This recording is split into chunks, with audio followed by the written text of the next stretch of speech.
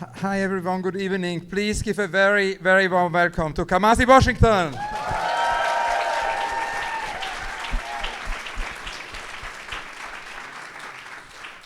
And Kamasi, we are very excited for the third interview with you. And before starting, I just wanted to say a few thank yous. We are very excited about this Serpentine 180 Strand Young Turks collaboration. The exhibition here, very grateful to you. We always say when Serpentine, 180 Strand and Young Turks partner, it's 1 + 1 + 1 equals 111. And we are very grateful to everybody, who made it possible, to Marc Thomas, to Sean Bidon, to Neil Thomas, to Caius Parson, Claude Agil, Mattis With, Kostas Stasinopoulos, Jana Peel and I and our teams would like to thank them all, and please give a very big applause to all of them.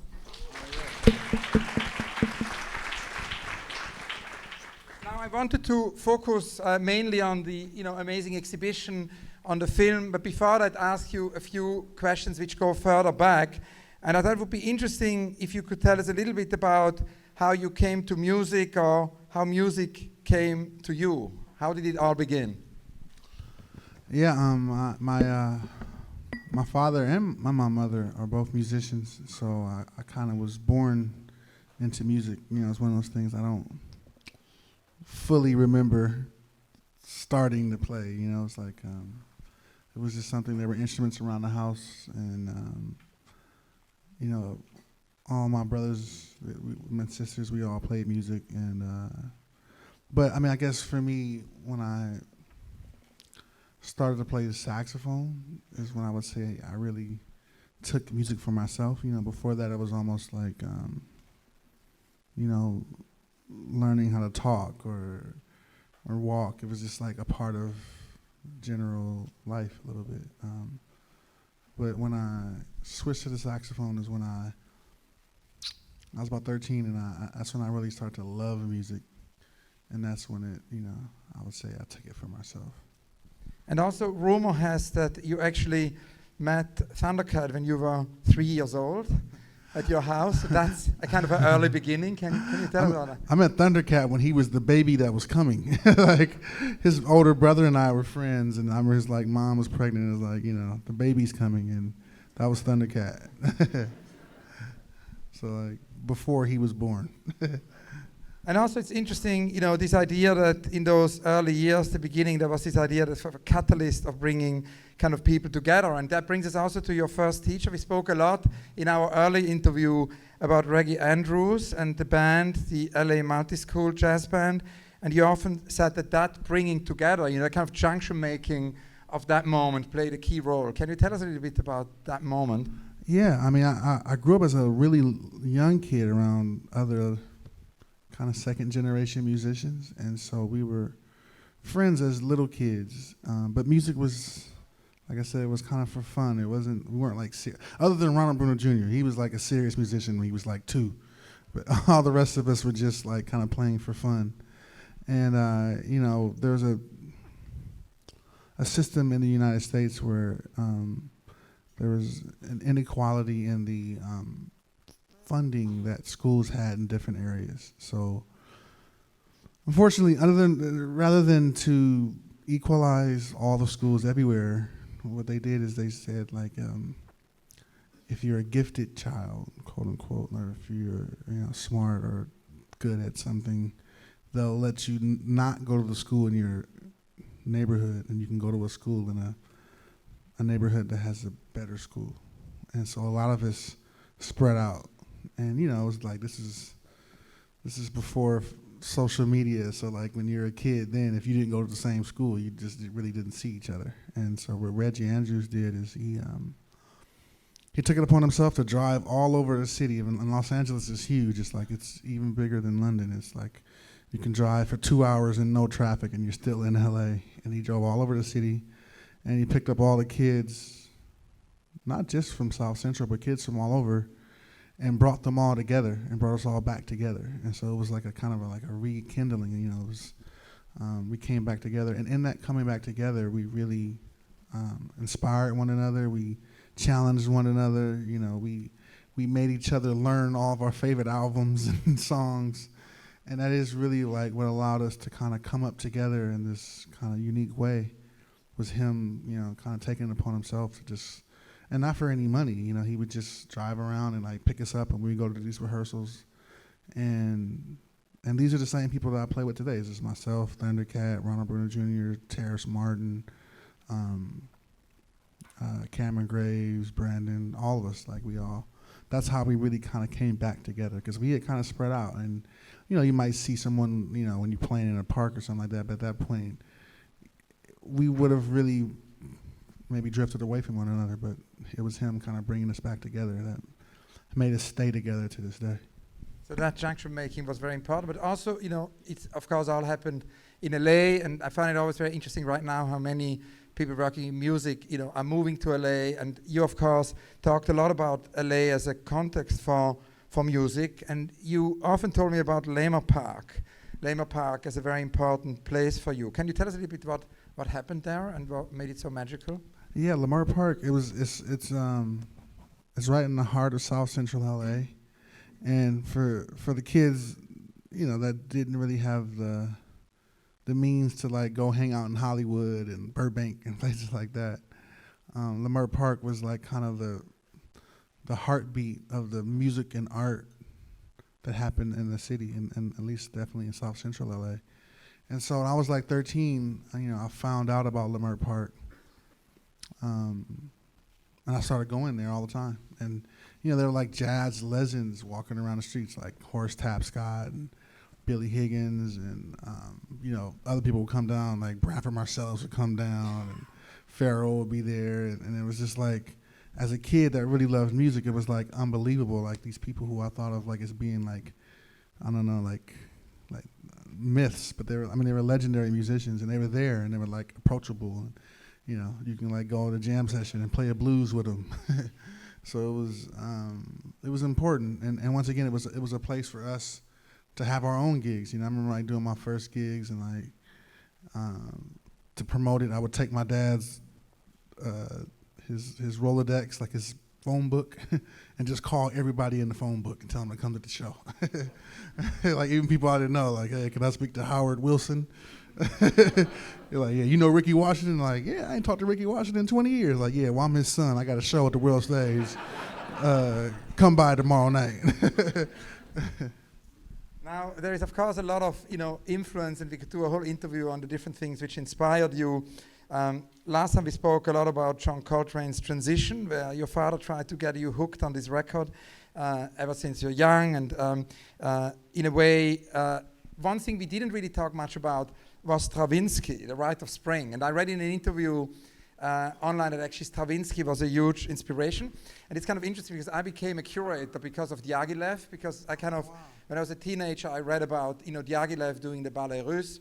And it was so exciting how he initially, did painting shows, but then thought that was very limited, and then decided he wanted to bring together all the disciplines through the Ballet Russe, like a Gesamtkunstwerk in a way. And that for me was hugely inspiring. So I was very curious what the Rite of Spring and Stravinsky meant for you, and how it inspired you. Yeah, so when I talked about, that school thing, so when I decided to go to high school, there was a music school in Los Angeles called the Hamilton Music Academy. So basically it's like a high school that's for kids that want to be musicians. And so when I went there, it was like my first time meeting like kids who wanted to be classical musicians. Like we all wanted to like play jazz or like R&B or gospel or funk. And so I get there and like I meet these kids that like were just all about classical music. And there was this one kid, he was a French horn player. He heard me playing piano, and he's like, oh man, that sounds like Prokofiev. And I was like, man, I don't know who Prokofiev is, but this is McCoy Tyner I'm playing right now. And so he started just giving me different like classical music CDs. And when he gave me the Rite of Spring, I was just like, I called him. It was the middle of the night. I called his house. And I was like, what is this? And it was just completely blew me away. And I started reading. I started reading that like Charlie Parker was really into him.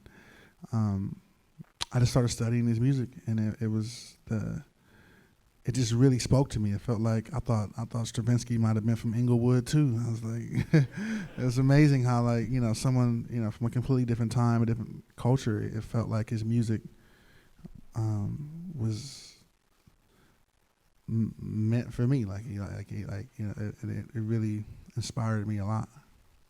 Another thing which is interesting is, the other day I was installing a show with Philip Pareno, and we talked a lot about his interest in, polyphony and bringing in sound, into exhibitions. And he talked a lot about gamelan, the kind of Indonesian influence. And I read that that's also a big inspiration for you. Can you tell us about that? Yeah, I learned about gamelan music when I started at UCLA University, and I was an ethnomusicology major. And so I would take, you would take these kind of general music classes, and they would go through all different types of music from all over the world. And when they got to gamelan music, I was just like, I completely fell in love with it. And actually recently I went to Bali, and I got to like play with a gamelan ensemble. Like they were like rehearsing, and it tripped me out. Just to me, it felt like such it almost felt like classical music, but for them, it's more like gospel music. Like everybody plays gamelan, and there's like a gamelan temple in every neighborhood, and like when you really get to the neighborhoods in Bali, like you hear it everywhere. And I was like, wow, so this is like playing at church for you. For like the way like in my neighborhood there's like a million churches and everybody plays at church and everybody has an organ player. It was like that's how they felt about gamelan music. And I was it really just the scales and the sounds and the way that the like multiple people are playing little small parts, but they come together into this really harmonious, amazing thing, and it definitely inspired a lot of the songs that I wrote myself, like the kind of ostinato pattern approach and kind of the way they stack thing. Like they have a very like kind of vertical approach to music, and that I kind of have taken on a lot of that in my own music, of like having one thing that you really, really like, and then putting something else that you really, really like on top of it, and something else, and then something else, and then something else. And then by the fifth or sixth layer, they've all kind of been transformed into something else. And that I really did get a lot of the inspiration of that from gamelan music. That's exactly what Philip says, one can try to translate into exhibitions. And we're going to talk about exhibitions later. But before that, I had a slightly weird question, because it kind of comes from the world of visual arts. And when I talk to visual artists, very often it's interesting to find out what's the number one in the catalogue raisonné. Because an artist at a certain moment student work and then decides, what's the kind of first work where he or she or they found their own language. And you did so many collaborations at the beginning of your practice, collaborated with many, many people. And I kind of wanted to ask you, when you found, was the first moment you had found your own language? Where is the beginning of your own, of the Kamasi Washington catalogue raisonné? I was always doing it on my own at the same time, I remember when the first tour I had was with Snoop Dogg, and his whole band were jazz musicians. And so like we would leave these huge stadiums with like 70,000 people, and like the first thing we'd say is like every person we meet, it wasn't like where's the club, it was like where's the jam session at, we show up to these jam sessions like with our Snoop Dogg shirts and our khakis and chucks, and the jazz musicians would look at us like, and we'd be like, yeah, it's about to happen like this, and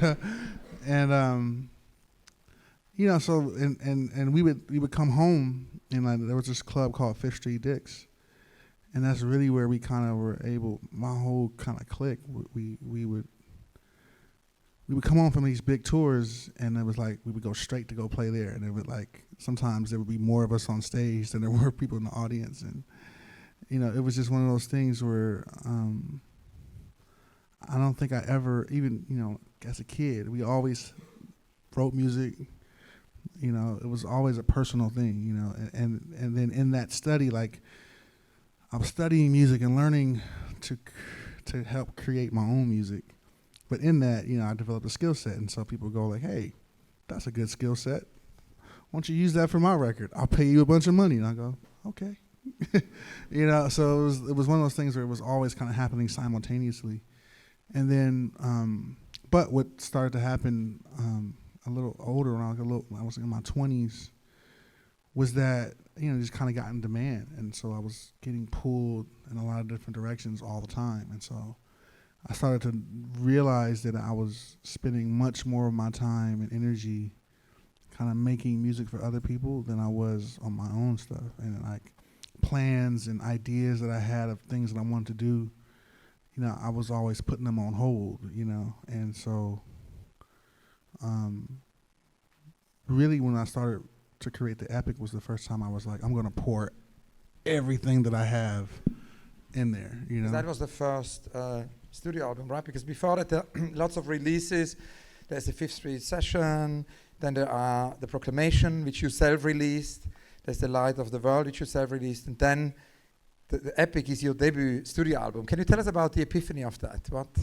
Yeah, so like, when I first started playing with Snoop, I made some money, and so I bought like a little like studio setup, and I brought it to the Fifth Street Dicks, like my whole like computer and like mixing board, and it was like the first. I literally had it for like a week, and we recorded it. We were just like, we'll just see what happens, and then we started coming to my house, and like people like Ryan Porter, he's like still releasing a lot of the records that we made at my house, like just during that era, and I put out the Proclamation. But I put it out like I made. It was fun. I was in Japan once, and this guy had a copy of Fifth Street Dicks. I was like, man, you realize I printed that out in my own computer, cut it, and put it in the box. Like, how did you get this? But what happened is, in Light of the World was something I did for my grandfather. My grandfather, every time I saw him, he would ask me to play Amazing Grace. I was just like, the general thing. He's like, you got your horn with you? Play me Amazing Grace. And so if he loved jazz too, so he was like, man, you should make a jazz record, but make it sound like in a silent way. So I was like a gospel record. So say, you should make a gospel record, but make it sound like Miles Davis in a silent way. So for his 75th birthday, I made that record for him. And I only made one copy, and I gave it to him. And then like a month later, I started finding bootlegs of the album, and I was like, how'd you get this? He's like, oh, man, your grandfather sold it to me. I was like, okay. So I might as well go ahead and put it out there since,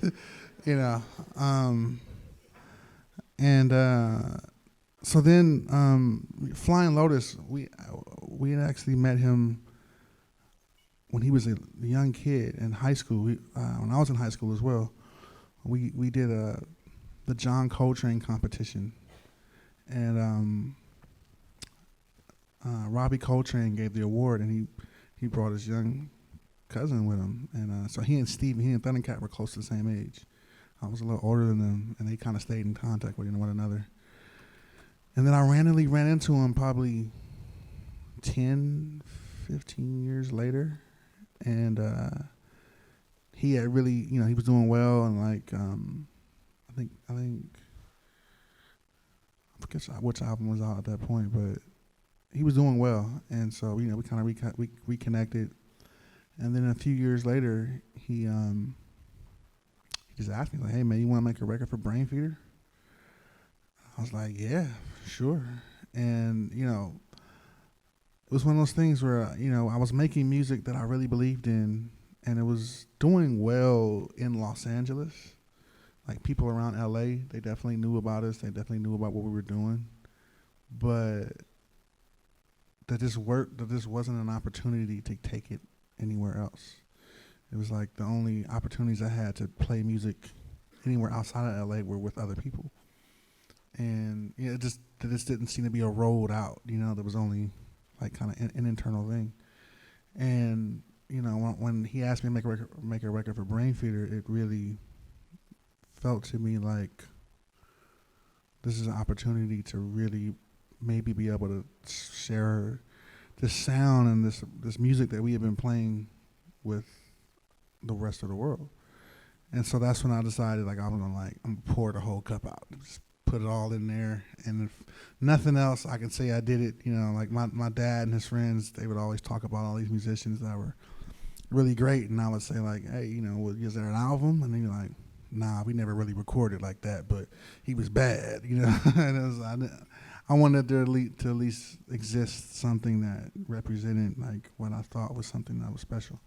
And it also has to do with a dream, no? Because I found one sentence in a previous interview we did where you said that it was a dream of a group of young warriors in a village beneath a mountain. I'm interested in this idea of the dream kind of triggering the album, because for a long time, when I was a student, I never wanted to sleep because I read that Balzac, he drank 50 coffees a day and that produced all of his books. And then I went to see Hélène Sixou and she gave me a book of her dreams. And she said, in order to dream, you need to sleep. So I thought that made a lot of sense. So I started to sleep. And so I got fascinated that your album was, triggered by this dream. Can you tell us about that? Yeah, so, after I recorded it, I wasn't really, the epic ended up being like a 3-volume kind of really big thing, but I didn't really go into it with that intention. I went into it with the intention to make a singular CD worth of music. And, but we ended up recording, and, we recorded a lot of music. I think I ended up recording like 40 of my songs, and like recorded like a whole bunch of music. So I had all this music that I was trying to like figure out what I was gonna do with. And, I got to this place where I had 17 songs that I really, really liked. And I could not for the life of me, we recorded the epic in 2011. So I've been sitting with it for a long time, and I couldn't figure out what I wanted to do with it. And so I was like trying to chop it up. I was like trying to take songs out, and I would take a song out and they'd be like, no, it's too good. I can't take that out, And I had a friend, and so my idea was that I was going to record the music and then write string parts to go on top of it, just to kind of add a more of a compositional element to it. Like the music was very spontaneous and improvised, but I wanted to add another element to it. And so she was like, why don't you just finish one song and take that approach? And as you finish the songs, you'll know what the album is. And I was like, all right, that makes sense. So I started with Change of the Guard. And I was doing it in between doing a bunch of other things. I kind of was back to like working for a lot of different people. And so one night I was in my studio and I was working on it, and like I fell asleep, and I had this really amazing dream. Like it was like the most amazing dream I ever had. Like the kids that were like living in this village in this kind of like almost like forest or like jungle that was like connected to this mountain, and there was this guy that was guarding the gate, and they like kind of worshipped him, but they also wanted to challenge him in a kind of interesting way. And so it was this really amazing dream, and I woke up and I was like, wow, that was a great dream. I'm gonna go in the house and go to sleep and wake up in the morning and write it down. Of course, when I woke up the next day, I was like, I could remember that I had a really cool dream, but I couldn't remember what it was. And so, they went by, and I went back the next night, and same thing. I was working on the album, and I was writing, and I fell asleep in the studio, and I had the same dream, exact same dream. And so I woke up and I wrote it down, and it like helped me finish Change of the Guard. So I was like, ooh, I want to have another one of those dreams. So like I put on like the Magnificent Seven, and I was like, yeah, let's go, make it happen, And so I started like kind of getting obsessed with this story, and I was like writing the story along with the songs that were on the album, and to a point where it was like people were getting upset with me because I needed to finish this record, and they're like, what are you doing? I'm like, oh, I'm writing a story. I'm like, a story? What's going on with the record? I'm like, oh, it's helping me. And it was kind of like the fact that I was having the story and these dreams really kind of gave me the idea that I didn't need to produce the album, that it could just be all of this. And I was like, well, maybe something is telling me that this is what it's supposed to be. Like, don't shrink it, don't shorten it, don't take anything out. Just let it be this. This is what it is, Which is why it's epic. Yeah, yeah, like a story. But then also, what is interesting is that sort of you had this other idea, and that's still unrealized at that time, to actually accompany it with a graphic novel, to actually sort of translate this story into a graphic novel. And I always think it's really interesting to hear about unrealized projects, because we know a lot about architects' unrealized projects, because they publish them all the time, and they actually get built reality out of publishing unrealized projects. It's very efficient. Whilst we know almost nothing about, musicians, composers, visual artists, poets, unrealized projects. And I always think it's important to hear these projects. And of course, one of your big unrealized projects is this graphic novel. Can you tell us about it? Yeah, it's that story. I'm working on it right now. I mean, it gave me it's happening. It's happening now. Yeah. All I do these days is read comic books, and it gave me an excuse to kind of revisit my childhood to a degree. And I'm working on it now. So I felt like Heaven and Earth was such a huge musical undertaking that I kind of naturally needed to take a little bit of a few steps away to really, for my next album, I knew I would need space anyway to kind of take a fresh start to make something new, because I put so much into that. And so I just started really making this story into what I think it could be. And so it's been fun. It's been fun to kind of use my mind for a different purpose than usually when I'm this level of focus, it's always on music. And so the graphic novel will soon not be it'll be realized instead of unrealized. I gotta put it in a different stack. And of course you already mentioned Heaven and Earth, but before that I wanted to talk a little bit about Harmony of Difference, because I think it's interesting because it connects also to this idea of an exhibition, which is what's happening here with the more recent work. But Harmony of Difference happened in 2017, was released by Young Turks, and it's actually a piece of music, but it's also an installation you did for the last Whitney Biennial, the one in 2017. And it's again, in a way, very accessible, and it's at the same time very complex. And I think that's a very important point, I think, in your work. My neighbor used to be Nathalie Sarraute, the French writer who was the pioneer of the Nouveau Roman. She invented the Nouveau Roman really before anyone else. And she was always saying, we kind of need to do things which are very accessible, but also very experimental. Yeah. And the great challenge is to be complex and accessible. It's like an oxymoron. So I was curious if you can talk a little bit about that and about Harmony of Difference and about how Harmony of Difference is both, a work of music, but also how you made it into an art installation in the Whitney. Yeah, one thing that's always kind of governed me and my musical just in my musical experience is, Mingus said something once that, anyone can make something that's difficult sound difficult. The real challenge is to make something that sounds difficult sound easy. They want something that is difficult sound easy. And so I've always kind of taken that approach that I wanted my music to have depth, but I always wanted it to feel natural and feel and feeling natural, it will feel more easy, more accessible.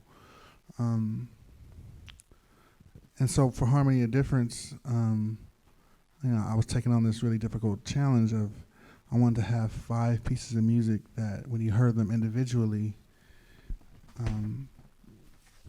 you would never think they could all exist together in the same way that we a lot of times will question whether or not people can coexist peacefully together, and it was really successful because when we were in the studio, we recorded the first 5 songs separately first, and I remember everyone in the band going "You gonna put all these songs together?" And I was like, "Yeah," and that ended up being truth, and I was happy that they were doubting it because that's perfect that you're doubting this. You're supposed to doubt it. You're supposed to doubt that they can come together, and when they all did. They were like, wow, never thought that would work that way. And so it was that. I wanted to take on the challenge that the world was having, which is unity, and do it musically. And if I can do it with music, then we can do it as people. And then when because we were doing it at the Whitney Museum, I wanted to even further it and not just have it be music, and to have different mediums of art exist together in a way that felt connected as well. So I asked my sister, who was a really, really talented painter, and I wanted to do something with her for a long time because I felt like she was so talented, and it would just be fun to actually work together on something. to create a series of paintings in the same spirit, where she was making paintings that didn't seem like they needed to come together.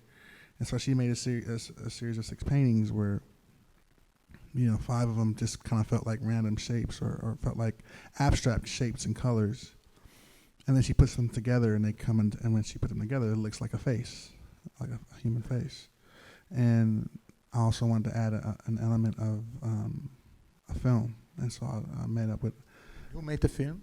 A.G. Rojas, a really amazingly talented filmmaker. And when I let him hear the music and I told him about the paintings my sister was making, he just really got it. It was like, literally like, it went from me telling him about the idea to the film being finished in a matter of like 2 weeks. And it was just, for me, I always kind of look for people who kind of who have a kindred spirit with, and he was definitely one of them. And so it was, and then when we put them all together, the experience was meant to be that you would come into a room and you'd have these individual experiences with these paintings and each individual song. And then the film would come on and you turn around and the whole room would have a shared experience with all the songs. And it was really great. And that bringing together leads us then to Heaven and Earth, which you already mentioned, which is the most recent album, because there again, it's a bringing together of many different parts. You said in a recent interview that it's like a marriage of harmony of difference and epic brought together in this album. Can you tell us about the genesis of Heaven and Earth? Yeah, so we were touring the Epic, and I had been writing a lot of music. And I mean, like the music from the Epic was fairly old to me at that point. We recorded it in 2011, but some of the songs are from much older than that. And so I had all this new music, and I was really kind of eager to play it and record it. And we had like a little 2-week break in the middle of the tour, and being the sometimes overly ambitious person that I'm in, and I was like, all right, well, that's a good time to record. And everybody's like, so we've been touring for 4 months, and now you want to take our little 2-week break and go record? And I was like, yeah, it'd be perfect. And so I really didn't know what Heaven and Earth was going to be when we went into the studio. I just knew I had songs, and I had a lot of them. But we had been talking a lot, like just being on tour with my band, and just like it was a time period of the world where it just felt like the world was going in 2 different directions almost. Like there was this feeling of great hope and great hopelessness kind of happening at the same time. Like I would meet all these amazing people, and I was meeting people from all over the world, and it felt like every person I met was like incredibly great. And I was like, wow, there's a lot of great people on this planet. At the same time, every time I turned on television or I like turned on my computer, it felt like some horrible atrocity was happening at the same time. So like in my day-to-day life, in my close proximity, it felt like the world was becoming this beautiful place, but in the zoomed out version, it felt like it was like falling apart. And so as we were recording, it was, sometimes for me, I guess my subconscious mind, I don't know, if it makes my realities work for me kind of like in the way the dream did. It just felt like we could not record certain songs right, and other songs that were very difficult were coming out perfectly. And I was just looking at the songs that were working out and the ones that weren't, and I was like, there was this kind of duality to it. There was like this, it was almost like every other song was either a song that I really felt like came out of my fantasy or my reality, like that kind of close world versus the far out world.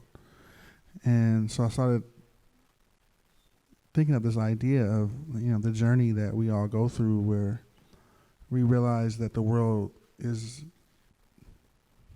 a big place and a small place.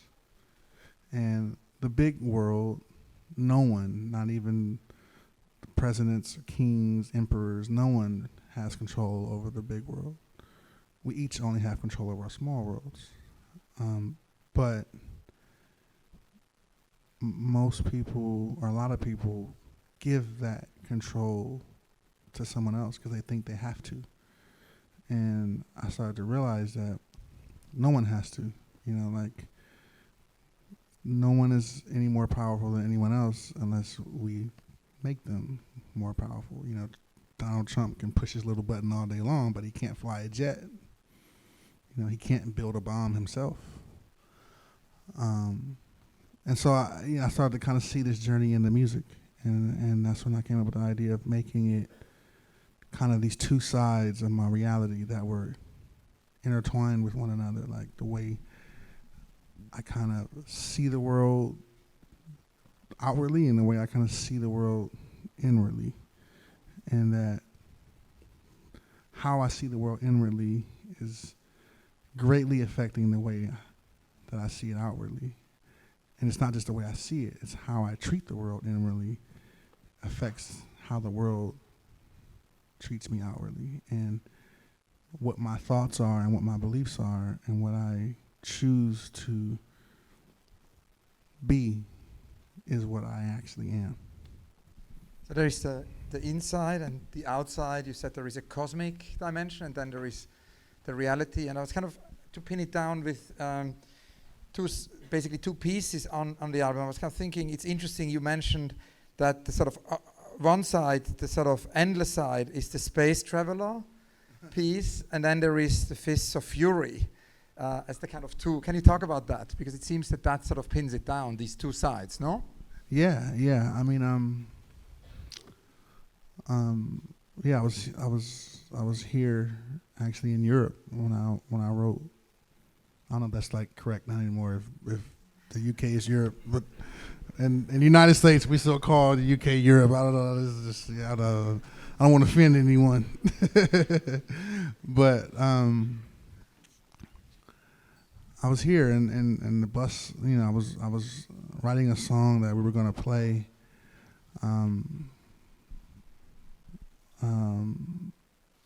Here, and I was writing Space Traveler's Lullaby, and the bus was stopped somewhere, and it was like, I grew up in LA where there's 3 stars in the sky, and there's like a really remote place, and the sky was just full of stars, and it just felt like the possibilities of life are endless, and I just had this moment of kind of relief, where I was like, oh wow, amongst all of this madness, one day we're gonna travel all over the universe and see all kind of amazing things. And it was a moment of it was a moment where I realized that is how I kind of imagine the world. And I realized that about myself, that I was never really conscious of it, but I do see myself as kind of being this person that can do anything, even when I find myself struggling with things. I feel like if I actually try, I could fly if I wanted to. I just haven't really wanted to fly yet. And then I remember when we were recording, I really wanted to do Fist of Fury. And I realized that I wanted to make Fist of Fury because I felt like I'm also a kind of person that I also believe that life is one eternal struggle. It doesn't go away. You can't wait it out. So that movie resonated with me so much because in the movie, Bruce Lee plays this character who is the one person that decided to do something when everyone else's response to the problems of their life was don't do anything. He was like, no, I'm gonna do something. You grew up watching these movies, no? I grew up watching this movie, yeah. And I realized that the reason why I kind of saw life as being an endless struggle was one, because it's just like how I experienced it, but also I think that idea that I have, that I can overcome anything, I needed an endless struggle to have that concept. Like, in order to believe that I can do anything, I had to believe that I needed to do everything. And so it was that. I was like, oh wow, I think that. And in that, my life has been kind of this eternal like struggle with just like one thing coming after the next. But I don't really get depressed about it. I don't really get sad about it, because like, oh, I'm gonna overcome this anyway. It's like a video game that never ends, and that's great. You know, who wants something to end? You know, and yeah. So it was that moment of like thinking of. I think I listened to Space Travel's Lullaby, and then I listened to Fist of Fury right after, and I was like, oh, well, those are the two sides of this record. Now we have to listen again, I think, all of us, to these two, pieces in order to kind of, again, make that connection. Now, what is interesting, you told us also in a very beautiful way how the album became this, Whitney biennial installation. And it would be great to hear now a little bit how Heaven and Earth became the great piece you have here, because of course the album is the point of departure. You told us about these two halves and of these two worlds. Can you tell us a little bit about the film, how you translated it into the film? Because the film is also a collaboration. It's the collaboration with the director, with Ummah Chroma. It involves Bradford Young, Terence Nance, Jenn Nkiru, Marc Thomas. So it would be great to hear about the process, right, and the genesis for the film, and also the collaboration with these different protagonists. Yeah, I met Bradford Young shortly after the epic came out, and he was another one of those kindred spirits. And we met, and we just met to have like dinner and just talk. It wasn't for anything in particular. And I was a fan of his work, and when we talked, it was like, one day we have to do something together. And I'd actually thought about him when I was doing Harmony of Difference, but he was working on Arrival, and so he wasn't available. And that's when I ended up meeting AJ Rojas, which was great. But when this film came up, as we were recording the music, I found myself, harmonically, a lot of the songs on Heaven and Earth are very unorthodox. The chords, I took an approach where I really didn't write chords coming from a standard, like this is C minor and this is D major and this is F7. I did it melodically. So I created a melody, and then I created another melody, and I created another melody, and I created another melody, and I put them all together. And those became the chords. And then I wrote a melody on top of that, and I put a bass line under it. And so when I was going to record the music, like for me, I had been sitting with these things, and I had an audible kind of understanding of them. But, musicians, it's like trying to explain, magic, I don't know. So we would get into these big discussions over like, this is G minor flat 9 with a major 7 and a sharp 11. And then Brandon would go, no, it's not. That's E flat minor with a major 7. And, it was just, and it was like, oh my gosh. And so like, what I would end up doing is just playing the music and just talking about imagery with the musicians. And that was the best way. So it was like the music was very visual.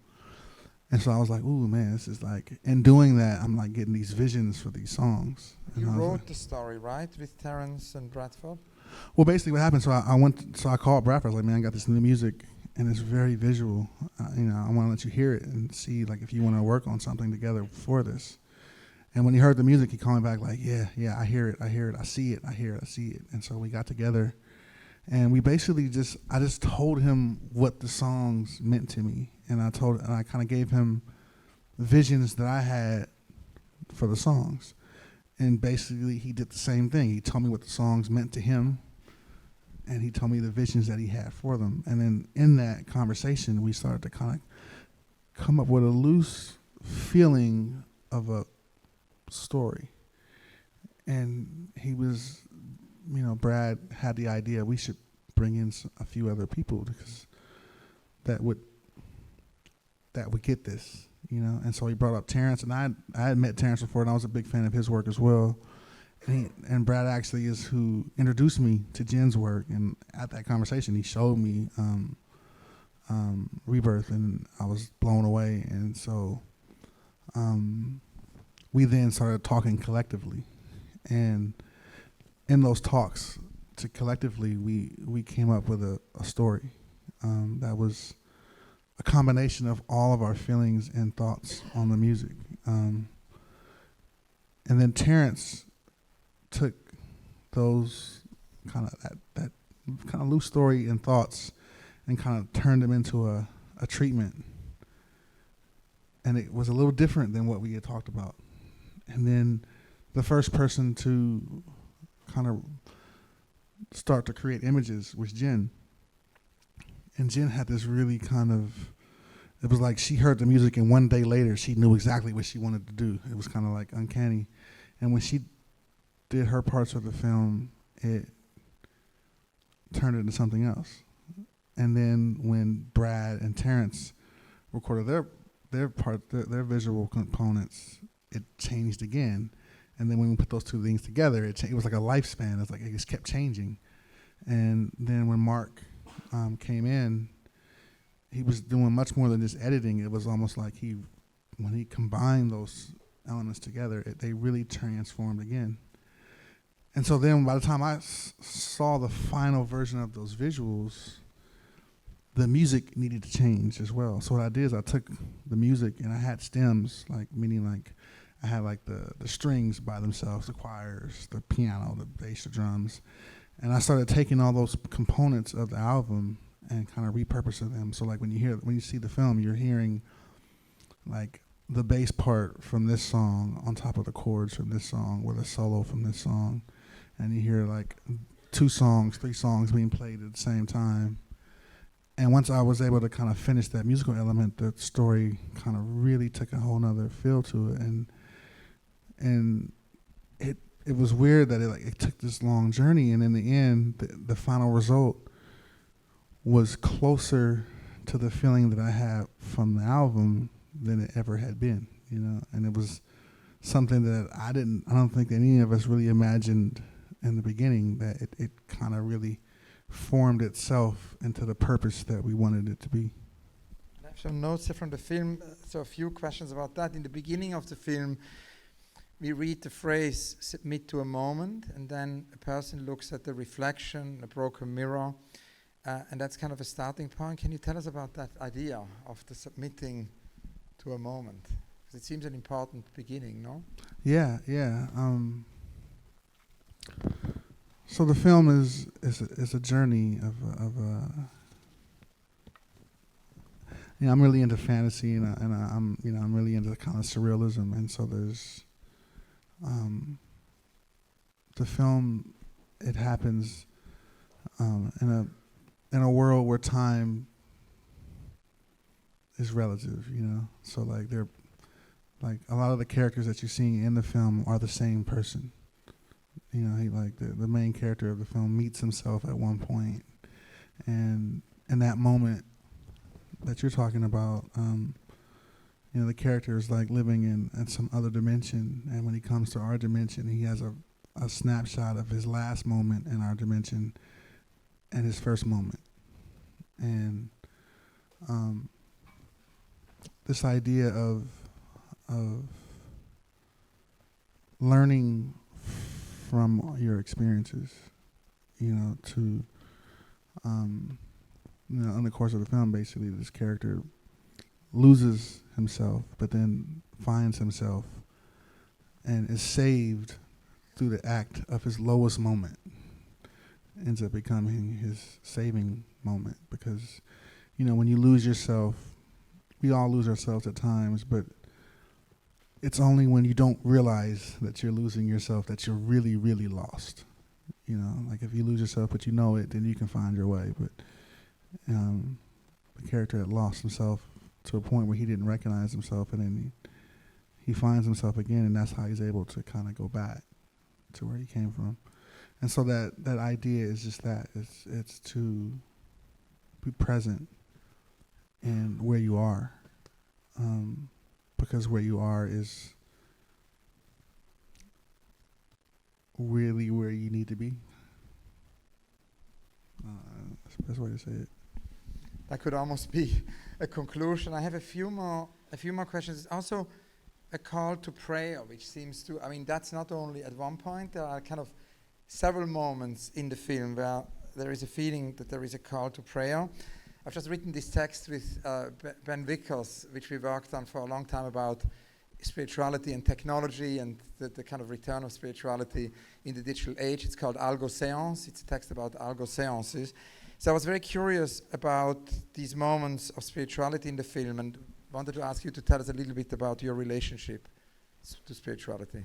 Yeah, I mean, and once again, it was a collaboration, so it wasn't like really like me dictating to these visual artists what I wanted them to do. So Terrence wrote that scene in which you see a character, we call him Boogie, and basically he is the same character that was in the other dimension, and in this lowest moment he bends down and he prays to God, and in that moment he realizes that God was also praying to him, or praying for him in that simultaneous moment. And that you know, I mean, I do believe that, you know, we are spiritual beings, and we have spirits, and that like our consciousness exists beyond the confounds of our senses and the limits of our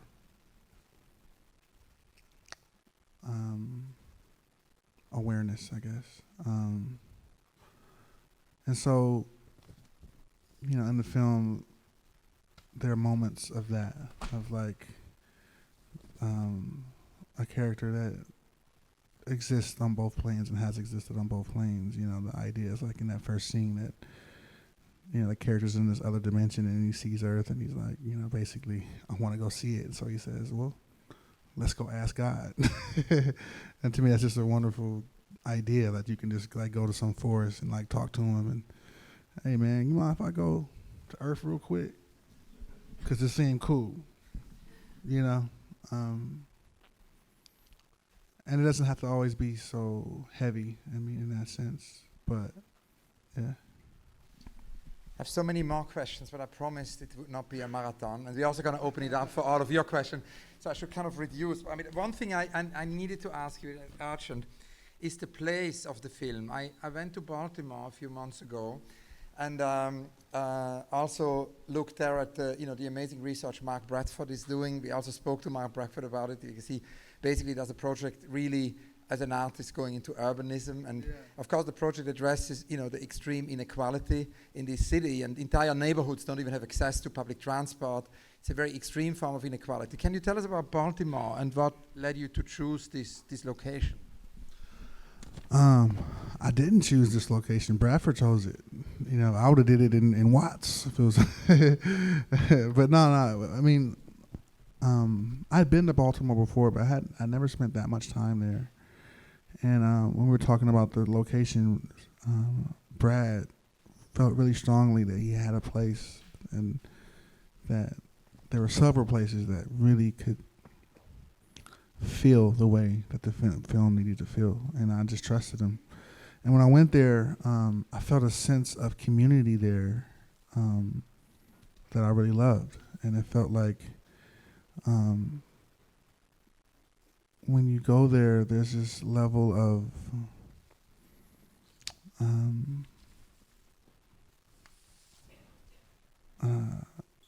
love that you feel from people. Like when they embrace you, they embrace you fully. You know, like when they say, I'm with you, they're with you, like fully and completely. And it was interesting. It was like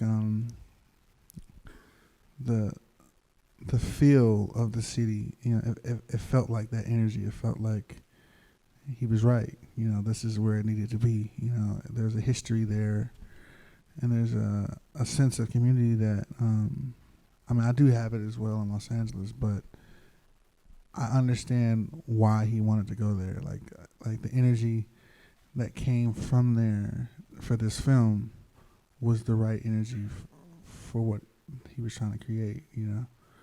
And you know, sometimes you have to like listen, you know. And part of this process of making this film, it felt very much like jazz musicians. Like you got to know when to lay out, you know. And that was one of those moments where I had to like trust in him. And yeah, so that was something that came more from Brad than from myself. Yeah, and this aspect of listening is anyway such an urgent aspect for 21st century. The poet Etalana always says, you know, we had so many manifestos in the 20th century, but one of the key things in the 21st century is to kind of relearn to listen. Now, another aspect which is very prominent and present in the film is this sort of presence of classrooms, the kind of corridors, the doors, the classrooms, and they kind of appear to be haunted also, it's ghostly. I wanted to ask you to tell us a little bit about that, and you know, also of course the notion of the school, education. Yeah, so when we were talking about the music, you know, I was, you know, saying how like an album, you know, the songs have pairings, like there are songs from earth that pair with songs from heaven. And two of the songs that we talked about were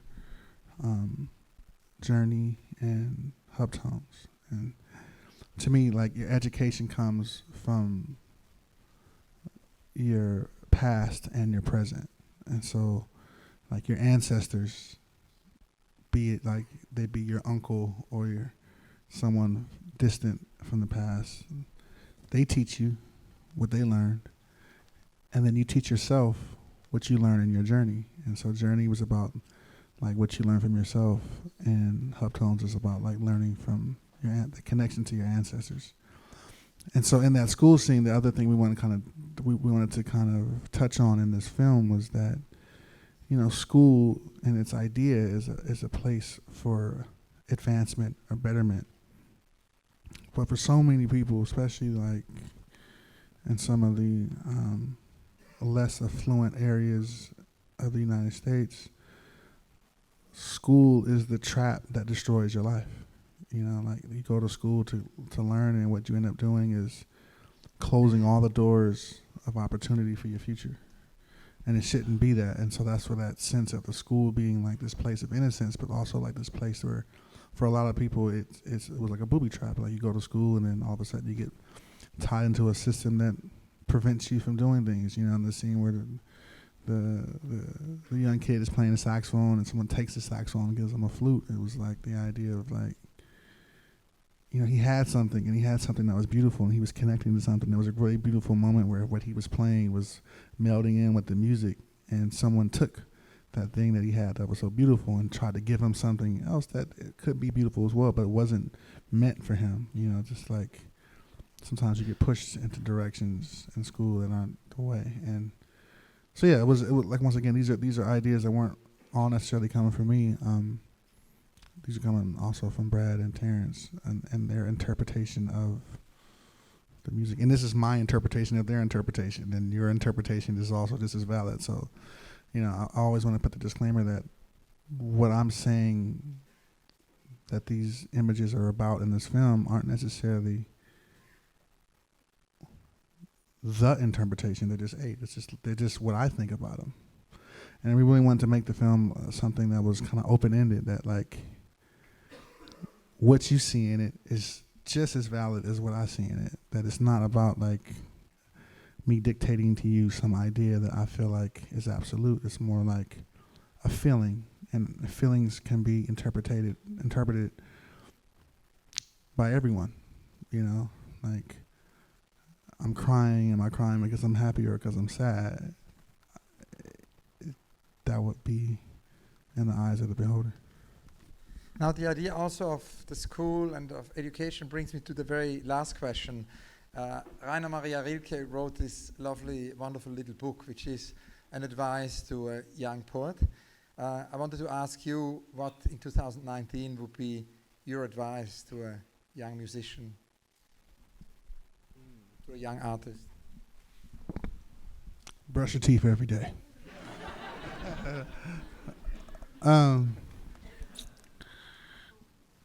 My advice to a young musician today would be that,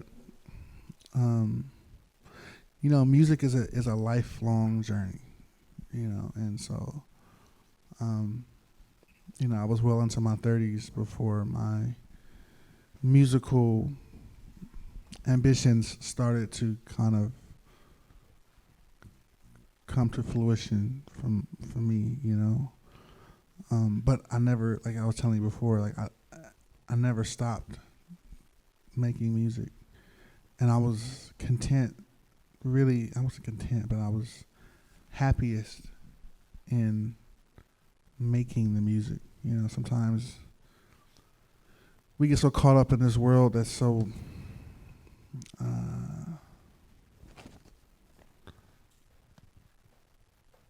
that puts so much value in monetary success. And I understand the opportunities that come with finance, or even an idea of success. But I would tell any young musician, like, I'll probably tell this to anyone, musician or non-musician, like, do what you do because you love doing it, and be happy in your ability to do it, and find a way to do it, and don't worry about anything else. I always say, like, one of my favorite, or probably my favorite painter is Van Gogh, and I look at all this work that he did, and he didn't really have success. But I hope, when I read about his life, it didn't necessarily seem this way, but I hope he was happy with what he did while he did it, and didn't really worry about how people perceived it. So I would just tell him, like, you never know how people are going to react to your music. They may not understand it now, but really understand it later, or really love it later. But if you can make great music, there's no greater blessing. It doesn't get better than that. Like the awards, the fame, the acclaim, the money, none of that is as rewarding as the ability to make something beautiful. So try to make something beautiful, and be happy that you can. Kamasi, thank you so much. Thank you.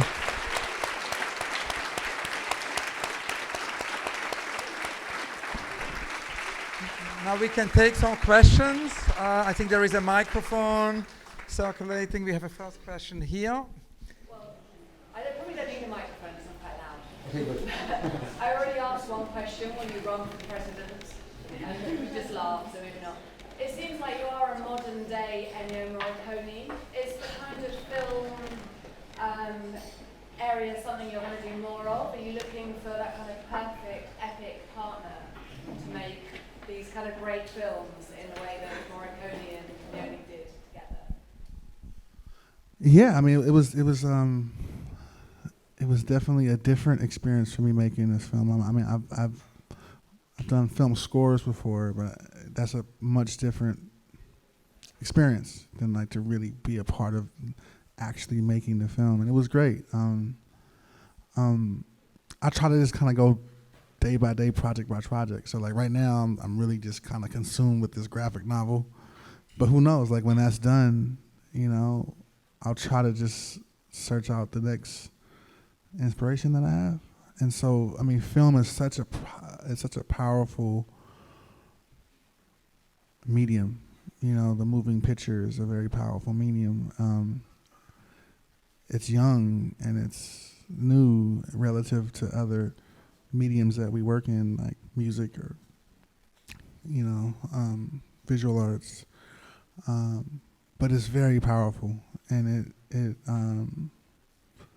it brings things to life in a way that is unique, and yeah, I'm definitely interested in continuing it. And, for me, when I saw this film, when I saw the color corrected version of it, I was like, it was just me and the colorist, and I didn't know him that well, so I didn't want to cry and like make him feel uncomfortable. Like, I'm a big dude, people get scared when big dudes get emotional. So, but I really wanted to. I was like, this is so beautiful, and I called Brad, and I was like, man, thank you so much. This is so beautiful. Like, you brought a dream for me to life.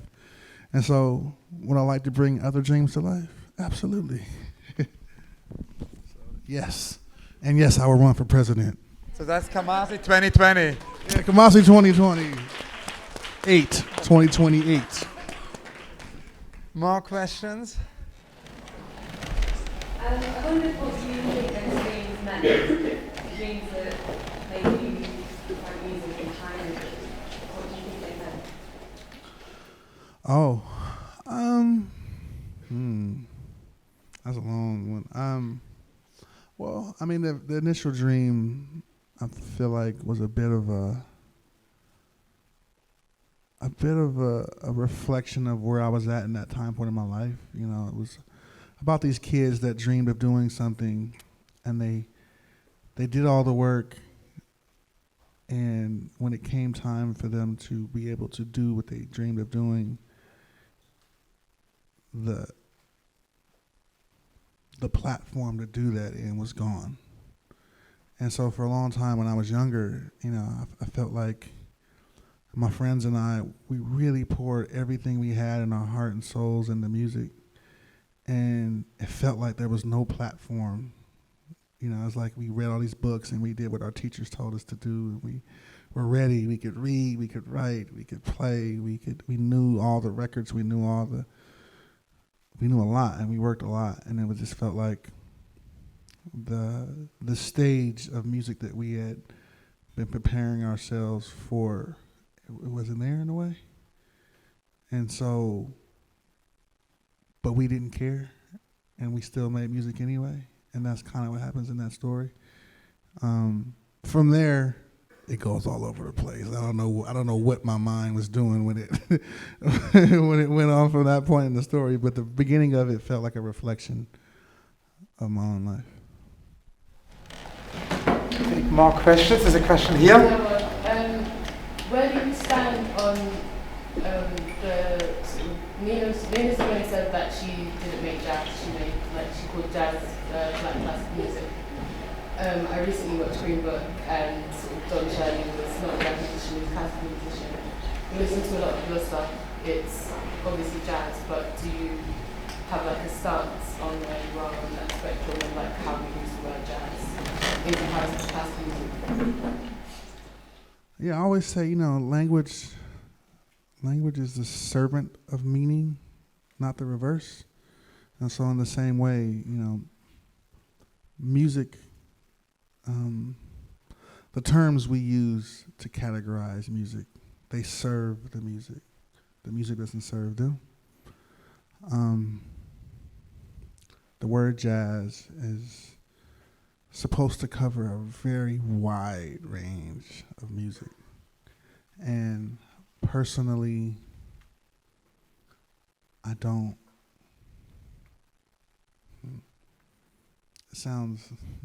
I personally don't really care. In the sense that a word is just a word, it's just a sound.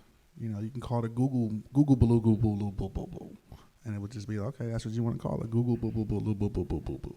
And I'm gonna go, sound a weird word, but if that's what you guys want to call it, okay. I feel like most of the musicians that I've read about, when I hear them talk about their music, they really talk about it like it's an expression of who they are. Like John Coltrane say, I don't play jazz, I play John Coltrane music.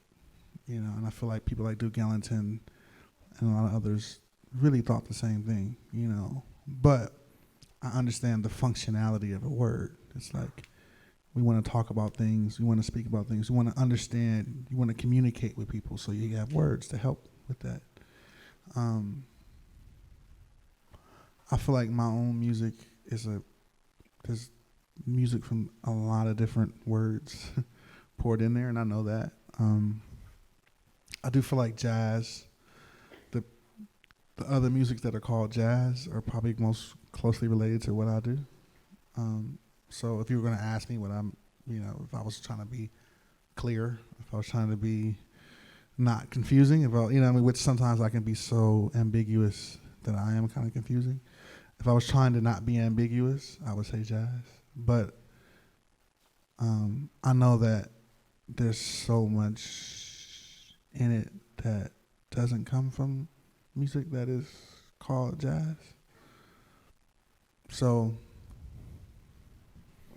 my stance is, once again, those things are kind of in the eye of the beholder. Like, what you think it is, that's the whole point of it anyway. It's like to be able to talk about it. And so, talk about it. Like, what do you think it is, and what do you think it is, and, have an argument. Just don't fight each other. That's all. Take one or two more questions.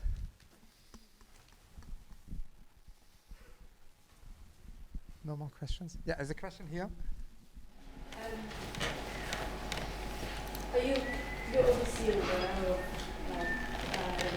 the version, well, it's not versioning, but there is younger jazz musicians in the UK. And I think it parallels with, younger jazz musicians like yourself within the kind of 20s, 30s age bracket coming up.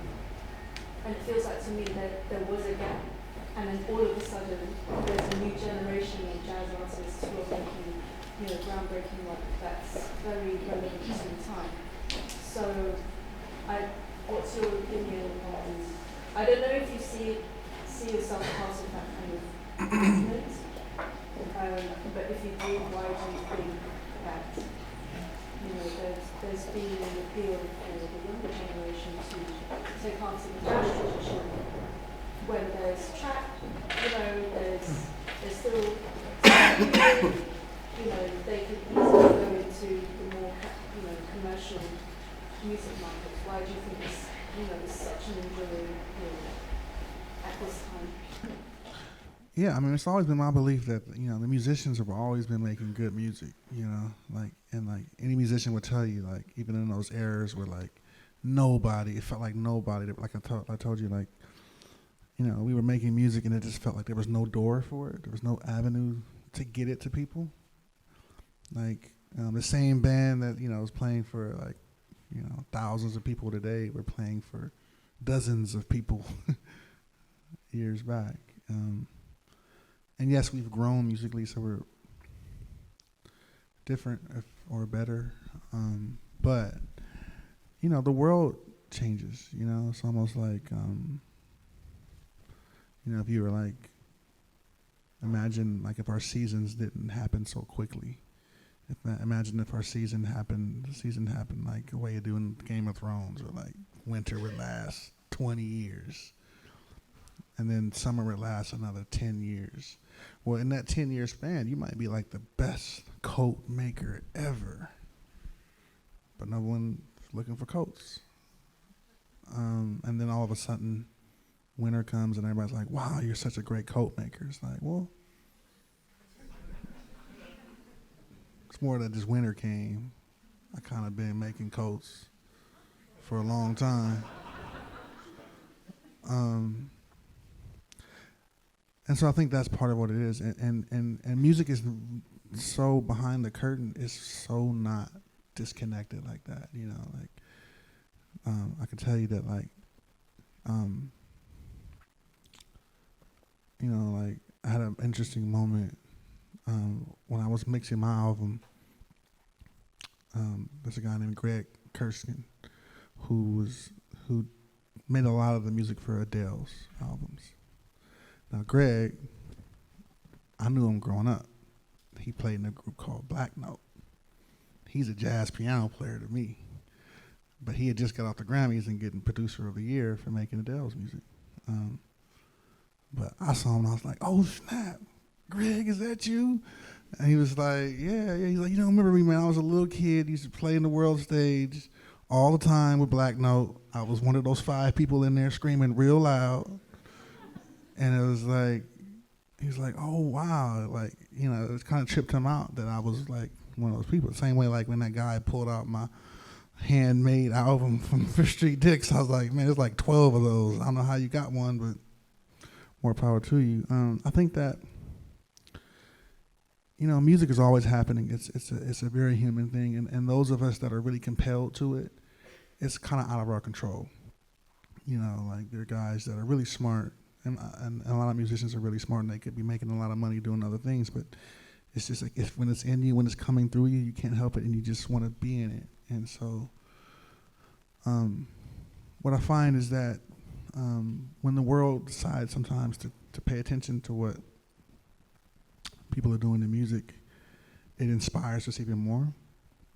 And maybe some of the people that might have been afraid to kind of go that route because they thought, like, I don't want to be like a poor musician, like, starving artist kind of thing. They look at it and they go like, oh, well, musicians aren't starving anymore. I can play music and not be hungry. And then all of a sudden there's more musicians. But I think that it also has to do with the world and like what's happening in the world. And as music is kind of like one of the lights of humanity.